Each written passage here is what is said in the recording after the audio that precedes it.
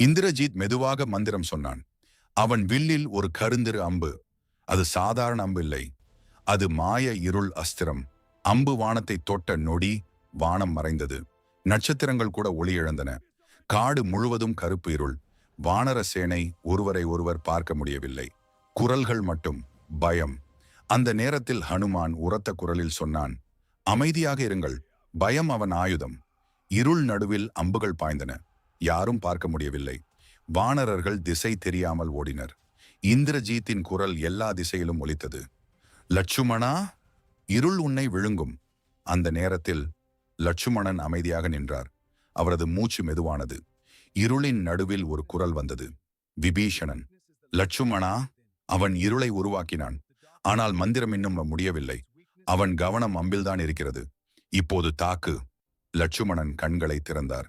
அவரது முகத்தில் ஒரு அமைதி. லட்சுமணன் வானத்தை நோக்கி பார்த்தார். அவர் மெதுவாக சொன்னார், அண்ணா, இது தருமத்திற்காக. அவர் வில்லில் ஒரு அம்பை வைத்தார். அது ஒளி வீசியது. அது தெய்வீக அஸ்திரம். அம்பு பாய்ந்தது. அந்த அம்பு வானத்தை தொட்ட நொடி ஒளி வெடித்தது. இருள் ஒரே நொடியில் கிழிந்தது. மாய அஸ்திரம் உடைந்தது. இந்திரஜீத் மீண்டும் தென்பட்டான். அவன் கண்களில் முதல் முறையாக அதிர்ச்சி. லட்சுமணன் அவனை நேராக பார்த்தான். இப்போது மாயமில்லை. இந்திரஜீத் சிரித்தான். அப்படியானால் உண்மையான போர். காடு மீண்டும் ஒலித்தது. இது இருவரின் கடைசி மோதலின் தொடக்கம். கதையின் அடுத்த அத்தியாயத்தை பார்க்க சப்ஸ்கிரைப் செய்யுங்கள். தொடர்ந்து எங்களுடன் இணைந்திருங்கள். அடுத்த அத்தியாயத்தில் சந்திப்போம்.